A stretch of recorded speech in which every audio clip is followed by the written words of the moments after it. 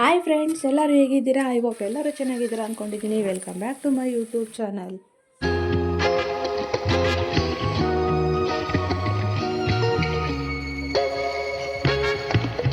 ಇವತ್ತಿನ ವಿಡಿಯೋದಲ್ಲಿ ಎಗ್ ಮಸಾಲಾನ ಯಾವ ರೀತಿ ಮಾಡೋದು ಅಂತ ನೋಡೋಣ. ತುಂಬ ಸಿಂಪಲ್ಲಾಗಿ, ಈಸಿಯಾಗಿ, ಹಾಗೆಯೇ ಕಡಿಮೆ ಸಮಯದಲ್ಲಿ ಈ ರೆಸಿಪಿನ ಮಾಡ್ಕೋಬೋದು. ಈ ರೀತಿಯಾಗಿ ಎಗ್ ಮಸಾಲನ ಮಾಡ್ಕೊಳ್ಳೋದ್ರಿಂದ ಇದು ಚಪಾತಿಗೆ, ದೋಸೆಗೆ, ಹಾಗೆಯೇ ಅನ್ನಕ್ಕೆ ತುಂಬಾ ಚೆನ್ನಾಗಿರುತ್ತೆ. ವಿಡಿಯೋನ ಸ್ಟಾರ್ಟ್ ಮಾಡೋಣ. ಅದಕ್ಕೂ ಮೊದಲು ಯಾರೆಲ್ಲ ನನ್ನ ಚಾನಲ್ನ ಫಸ್ಟ್ ಟೈಮ್ ನೋಡ್ತಾ ಇದ್ದೀರಾ, ಪ್ಲೀಸ್ ಸಬ್ಸ್ಕ್ರೈಬ್ ಮಾಡ್ಕೊಂಡು ನೋಡಿ. ಹಾಗೆ ಪಕ್ಕದಲ್ಲಿ ಕಾಣ್ತಾ ಇರುವಂಥ ಬೆಲ್ ಬಟನ್ನ ಕ್ಲಿಕ್ ಮಾಡೋದನ್ನ ಮರಿಬೇಡಿ. ನಾನಿಲ್ಲಿ ಮೊಟ್ಟೆಗಳನ್ನ ಬೇಯೋದಕ್ಕೆ ಇಟ್ಟಿದ್ದೀನಿ. ಸಾಮಾನ್ಯವಾಗಿ ನಾವು ಮೊಟ್ಟೆಗಳನ್ನ ಬೇಯೋಕ್ಕಿಟ್ಟಾಗ ಈರುಳ್ಳಿ ಸಿಪ್ಪೆನ ಹಾಕೋತೀವಿ. ಈರುಳ್ಳಿ ಸಿಪ್ಪೆನ ಹಾಕೊಂಡ್ರೆ ಮೊಟ್ಟೆ ಕಲರ್ ಚೇಂಜ್ ಆಗುತ್ತೆ. ಒಂದು 2 ಪೀಸ್ ಈರುಳ್ಳಿನ ಕಟ್ ಮಾಡಿ ಹಾಕೊಳ್ಳೋದ್ರಿಂದ ಮೊಟ್ಟೆಗಳು ಒಡೆಯೋದಿಲ್ಲ, ಹಾಗೆಯೇ ಮೊಟ್ಟೆಗಳನ್ನ ಈಸಿಯಾಗಿ ಬಿಡಿಸ್ಬೋದು. ಓಕೆ, ಬನ್ನಿ ಇವಾಗ ಎಗ್ ಮಸಾಲಾನ ಮಾಡ್ಕೊಳ್ಳಿಕ್ಕೆ ಏನೆಲ್ಲ ಮಸಾಲ ಬೇಕು ಅಂತ ನೋಡೋಣ. ಮೊದಲಿಗೆ ನಾನಿಲ್ಲಿ ಒಂದು 2 ಬೆಳ್ಳುಳ್ಳಿನ ಬಿಡಿಸಿ ಹಾಕ್ಕೋತಾ ಇದ್ದೀನಿ. ಹಾಗೆಯೇ ಒಂದು ಸ್ಮಾಲ್ ಸೈಜ್ ಈರುಳ್ಳಿನ ಕೂಡ ಹಾಕ್ಕೊಂಡಿದ್ದೀನಿ. ಹಾಗೆ ಒಂದು ಸಣ್ಣ ಗಾತ್ರದ ಟೊಮೊಟೊನ ಕೂಡ ಕಟ್ ಮಾಡಿ ಹಾಕ್ಕೋತಾ ಇದ್ದೀನಿ. 2 ಹಸಿಮೆಣಸಿನ್ಕಾಯ್ದು ಹಾಕ್ಕೊಂಡಿದ್ದೀನಿ. ಒಂದು ಸ್ವಲ್ಪ ಕೊತ್ತಂಬರಿ ಸೊಪ್ಪನ್ನು ಕೂಡ ಆ್ಯಡ್ ಮಾಡ್ಕೊಳ್ತಾ ಇದ್ದೀನಿ. ಹಾಗೆಯೇ 1 ಇಂಚಿನಷ್ಟು ಶುಂಠಿನ ಕೂಡ ಕಟ್ ಮಾಡಿ ಹಾಕ್ಕೊಂಡಿದ್ದೀನಿ.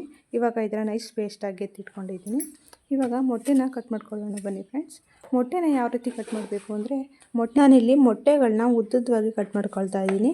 ಈ ರೀತಿ ಕಟ್ ಮಾಡ್ಕೊಳ್ಳೋದ್ರಿಂದ ಮೊಟ್ಟೆಯಲ್ಲಿರುವಂಥ ಎಲ್ಲೋ ತಿನ್ನಲ್ಲ ಅಂತ ಹೇಳ್ತಾರಲ್ಲ, ಅವ್ರಿಗೆ ಇದು ಮೊಟ್ಟೆಯಲ್ಲಿರುವಂಥ ಎಲ್ಲ ನೀಟಾಗಿ ಫ್ರೈ ಆಗಿಬಿಟ್ಟಿರುತ್ತೆ. ಆವಾಗ ಅವರು ಕೂಡ ಎಲ್ಲೋನ ತಿಂದಂಗೆ ಆಗುತ್ತೆ. ಸೊ ಈ ರೀತಿ ಕಟ್ ಮಾಡ್ಕೊಳ್ಳೋದ್ರಿಂದ ಎಗ್ ಮಸಾಲ ತುಂಬಾ ಟೇಸ್ಟಿಯಾಗಿ ಬರುತ್ತೆ. ಮೊದಲಿಗೆ ನಾನಿಲ್ಲಿ ಒಂದು ಕಡಾಯಿನ ಇಟ್ಕೊಂಡು ಇದಕ್ಕೆ 2 ಟೇಬಲ್ ಸ್ಪೂನಷ್ಟು ಎಣ್ಣೆನ ಹಾಕ್ಕೊಳ್ತಾ ಇದ್ದೀನಿ. ಎಣ್ಣೆ ಕಾದಾದಮೇಲೆ ಸಣ್ಣದಾಗಿ ಹೆಚ್ಚಿಟ್ಕೊಂಡಿರುವಂಥ ಈರುಳ್ಳಿಗಳನ್ನ ಹಾಕ್ಕೊಳ್ತಾ ಇದ್ದೀನಿ. ಈರುಳ್ಳಿನ ಆದಷ್ಟು ಸಣ್ಣದಾಗಿ ಕಟ್ ಮಾಡಿಕೊಂಡ್ರೆ ಎಗ್ ಮಸಾಲ ತುಂಬ ಚೆನ್ನಾಗಿ ಬರುತ್ತೆ. ಈರುಳ್ಳಿ ಎಲ್ಲ ನೀಟಾಗಿ ಫ್ರೈ ಮಾಡ್ಕೊಳ್ತಾ ಇದ್ದೀನಿ. ಈರುಳ್ಳಿ ಆದಷ್ಟು ಚೆನ್ನಾಗಿ ಫ್ರೈ ಆಗಬೇಕು. ಈರುಳ್ಳಿ ಫ್ರೈ ಆದಮೇಲೆ ಇವಾಗ ನಾನು ಇದಕ್ಕೆ 1 ಟೇಬಲ್ ಸ್ಪೂನಷ್ಟು ಗರಂ ಮಸಾಲ, ಧನಿಯಾ ಪೌಡರ್, ಹಾಗೆಯೇ ಅಚ್ಕಾರದ ಪುಡಿ ಮತ್ತು ಸ್ವಲ್ಪ ಅರಿಶಿನ ಸೇರಿಸ್ಕೊತಾ ಇದ್ದೀನಿ.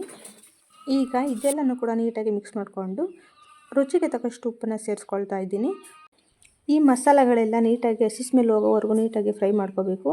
ಹಸಿ ಸ್ಮೆಲ್ಲೆಲ್ಲ ಹೋಗೋವರೆಗೂ ನೀಟಾಗಿ ಫ್ರೈ ಮಾಡ್ಕೊಂಡಿದ್ದಾದಮೇಲೆ ಇವಾಗ ನಾನು ರುಬ್ಬಿಟ್ಕೊಂಡಿರುವಂಥ ಮಸಾಲಾನ ಸೇರಿಸ್ಕೊಳ್ತಾ ಇದ್ದೀನಿ. ರುಬ್ಬಿಟ್ಕೊಂಡಿರುವಂಥ ಮಸಾಲವನ್ನು ಸೇರಿಸ್ಕೊಂಡಾಗಿದ್ಮೇಲೆ ಇದನ್ನೆಲ್ಲ ನೀಟಾಗಿ ಫ್ರೈ ಮಾಡ್ಕೋಬೇಕು. ನೀಟಾಗಿ ಎಣ್ಣೆ ಬಿಡೋವರೆಗೂ ಕೂಡ, ಹಸಿ ಸ್ಮೆಲ್ ಹೋಗೋವರೆಗೂ ಕೂಡ ನೀಟಾಗಿ ಫ್ರೈ ಮಾಡ್ಕೊಳ್ಬೇಕಾಗುತ್ತೆ.